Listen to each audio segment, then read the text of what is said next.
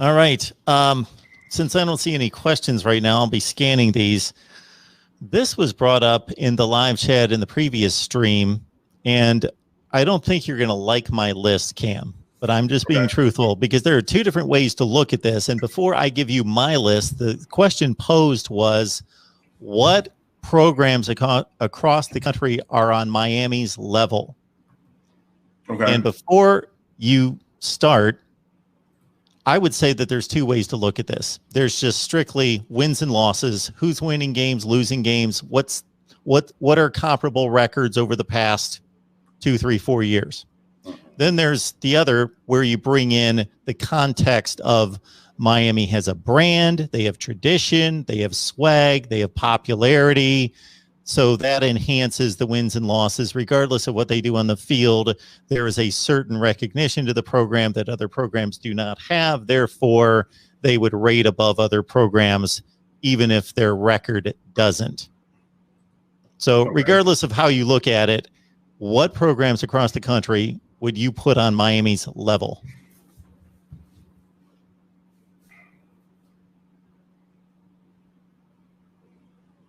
That's a good question.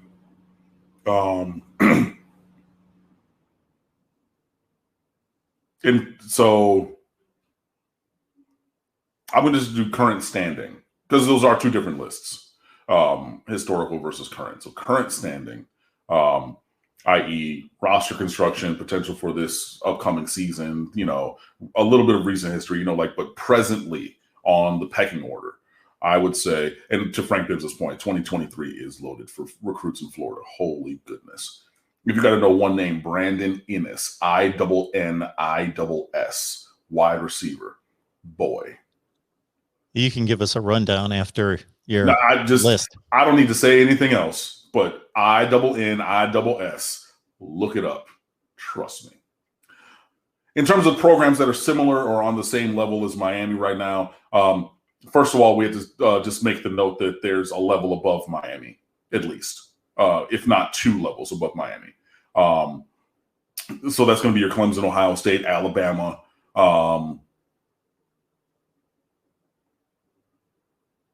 Oklahoma, that kind of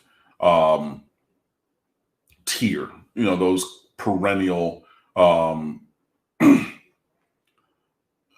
playoff contenders, all the time, or pretty much every year winning their conference, things like that. Am I missing anybody of the super elites? I don't think so.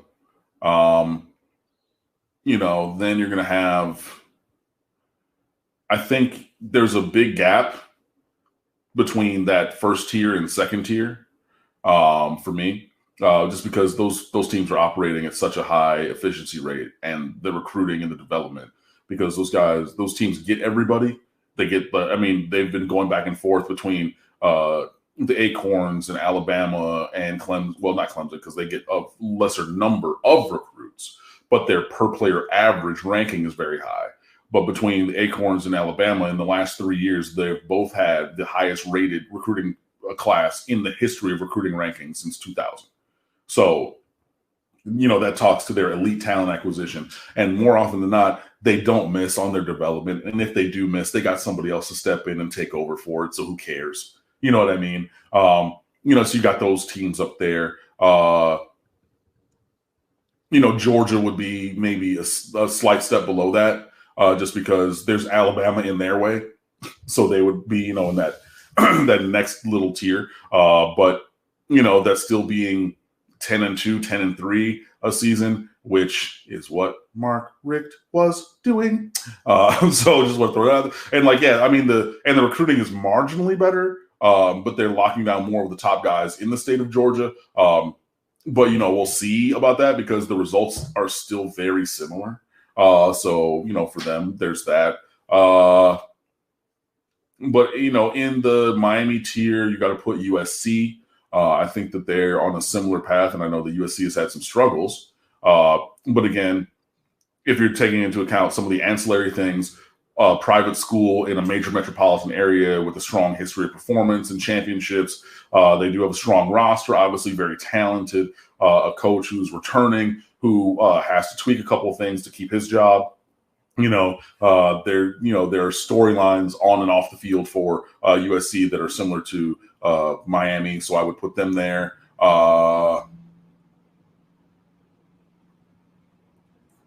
I mean, if you're talking about last season only, I would say BYU would probably be above Miami, but I don't think that they're going to catch lightning in a bottle with another player like Zach Wilson anytime soon.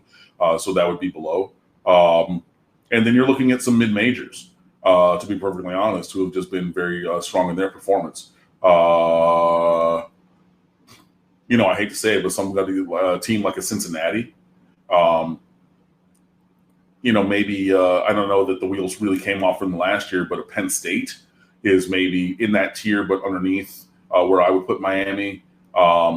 Washington, maybe in that same kind of an area. North Carolina, same tier, but I would have to put them at least one spot ahead of Miami because of the carnage that they wreaked against us last year. Texas, probably same tier at the bottom or the next tier down. But I would probably put them in the same tier just because of the brand of the University of Texas, because, hey. A&M would probably be in that same tier, maybe probably above Miami, to be perfectly honest at this point. And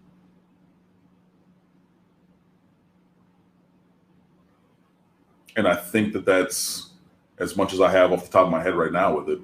So second tier, fourth-ish, give or take. Your tiers are large. You get large tiers, which there's nothing wrong with.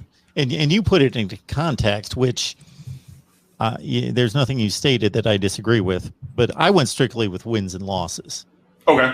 I went strictly like Penn State. To compare Penn State and Miami, Penn State's been playing much better football than, again, I'm going like 3 to 4 or 5 years out.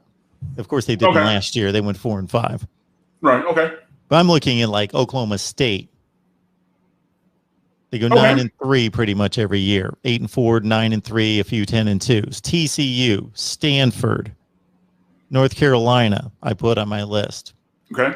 Louisville had the one dip under Petrino at the end, but before that and after that, they're going 8-4. 7-5. Yeah, but we blew them out 193-12 the last 2 years, so they can be in the tier, but not above us, in my estimation. Because even with some of those losses and things, like head-to-head would inform that for me. That, you know what I mean? Absolutely. Yeah. But I didn't overplay the North Carolina win because they had a really good year, but that was only 1 year. They went 7-6 the year before, and of course before that they were. You could almost say a different program, so you almost can't even count it, but they were awful. But they beat us 3 out of 4 years, though, even with that going on.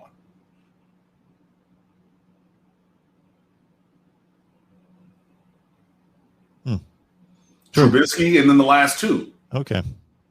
So, like that, also, so yeah, it's not the one. I mean, yeah, but again, if I'm looking right now, I'm going to look like closely in the rearview mirror. But then again, if you extend that out, they've been, probably over the last 9 years, they're probably 6-3, or at least 5-4 against Miami, and then more of those wins coming recently. Like it's not something I take delight in at all. I don't like it. Like, I'm a Miami Hurricane. I'm an alum. Like, everybody knows that. Like I wear my orange and green every time on the show intentionally. If you haven't caught that over the course of many years, guys, and things like that. But the point of fact is they have beaten us more often than not in the last 5 years. So that would inform my tier ranking, even if you're going off of 1 year or 5 years. I think there's more evidence to support that point of North Carolina being over Miami than the opposite, even with them losing these other stupid games, which then would additionally inform the fact that even if they're losing these other stupid games, even if they're going 7-6 or whatever, they still find the time to whoop our ass. Here's a program that was exceptional for about 5 years, but they've leveled off, and that's Stanford. Yeah. Oh, and then also I forgot Notre Dame because they have been playing very well, with the exception of when we blew them out in 2017, which was awesome. You're putting Miami on Notre Dame's level. No. I'm saying I'm putting Notre Dame above Miami. Okay. And that's one that I forgot on the list just because I put them out of my brain. And here's two others that Miami shouldn't be on their level or vice versa. But again, I'm just going by wins and losses. Wake Forest and Arizona State. Yeah, and I don't think that they are currently, like if I was looking like right now moving forward in like kind of the way that I formulated the list, but if we're informing it in your kind of a way in that 5 to 8 year window and things like that, yeah, they would be on a similar level, which speaks, okay, to their successes and a lot to Miami's failures over the same course of time. Yeah, not so much to Arizona State's successes because they've been winning for decades, but Wake Forest, yes, they're probably hitting their ceiling, to Dave Clawson's credit. Yeah, and I mean, like, maybe he likes it in Winston-Salem or whatever, but this would be your exit window, Dave Clawson. Like, you would think, like 2 years, like last year, this year, and next year, maybe one more. But like, yeah, if you're gonna spin what you've done here somewhere else into a bigger job at a more football-centered school, because look, it's in the Triangle, or it's not in the Triangle, but it's in the state of North Carolina. Everybody knows that Wake Forest is a basketball school. You know, Randolph Childress, Tim Duncan, all those guys. That's a basketball school. All those schools should be basically basketball schools. And I think it still is, even with Clawson doing very well. So now you can maybe pimp that job into a job at a bigger football school. You know what I mean? That would be, yeah. So I think this is the window for that for Dave Clawson, if that's something he desires, or if like Pat Fitzgerald, you know, who played at Northwestern, he went back to Northwestern and he's just a Chicago guy and wants to live in Evanston and work there and everything and just be there, and he desires nothing else. Hey, that's fine. But there's a ceiling to that, you know, in terms of performance and potential for that that program. And I think that, yeah, they're getting right there at Wake Forest. I looked at the final AP poll versus the preseason poll for the past 20 years, and Northwestern was the one example. This shouldn't be surprising to anyone. Northwestern was the one example of every time that they finished in the top 25, which was typically securely in the top 25, they never were ranked in the preseason top 25. Yep. They are always underestimated. Yeah. Always. I mean, it's Northwestern football. I find it fascinating. I just think, you know, Pat Fitzgerald getting all these 2 and 3 stars and getting them to Big Ten championship games is phenomenal.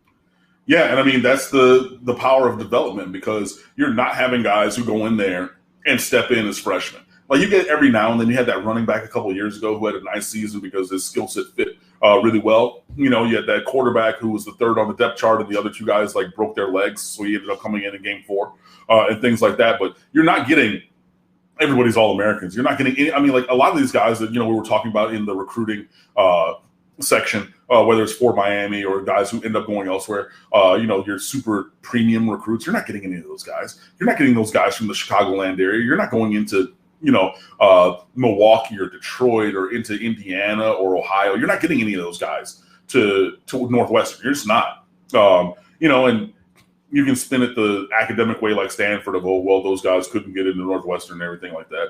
I understand. It's a tough school to get into. But you're not getting those guys, even those guys who have that academic ability, those guys who are going to Michigan or going to Stanford or going to Notre Dame. You're not getting those guys, you know? So it's going to take you 3, 4, and 5 years out until those recruits develop to the point where they can hit the field and be successful. But, you know, under the coaching and tutelage of Pat Fitzgerald, they've done that consistently. And it's you know, and they continue to change a little bit what they do and how they do it based upon the guys they have on the roster. And it's really impressive, the job that he's done and that he's built there at Northwestern. So, you know, good on him. But, you know, I think that Miami is in a different situation. Absolutely. Sure.